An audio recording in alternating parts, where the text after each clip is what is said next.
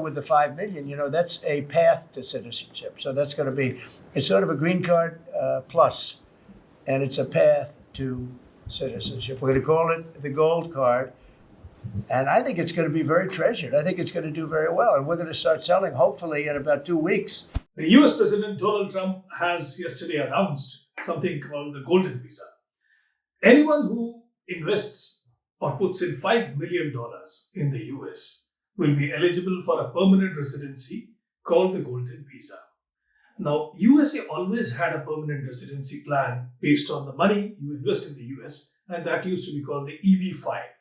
You had to invest in a company which, with about $1 million, the company should have about 10 employees, and there were 10,000 such visas available every year. A lot of people used to take it. Some Indians also took it, but not too many. Now Donald Trump has come up with what he's calling a golden visa. We don't know, the rules are a little fuzzy. We are not clear whether this visa will be much more easily available. There will be fewer background checks. We don't know those details. We also don't know the details of by when a US citizenship will be given to these visa holders. EB-5 allowed people to migrate to a proper US citizenship within 5 years. This could be shorter. Now, yes, a lot of people are saying with $5 million, it's cheap if you're getting US citizenship.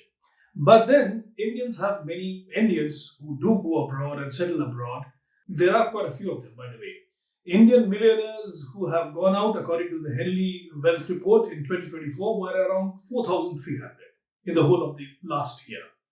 In 2023, it was a little more, 5,100. Now, most of them do retain houses in India. They retain their business interests in India. They just move abroad, mainly for the strength of the passport that they get there, as well as the tax benefits that they might be able to get. Now, what are the options other than the USA that an Indian has? Well, he could go to Grenada. He could go to St. Vincent and Kitts. He could go to Barbados.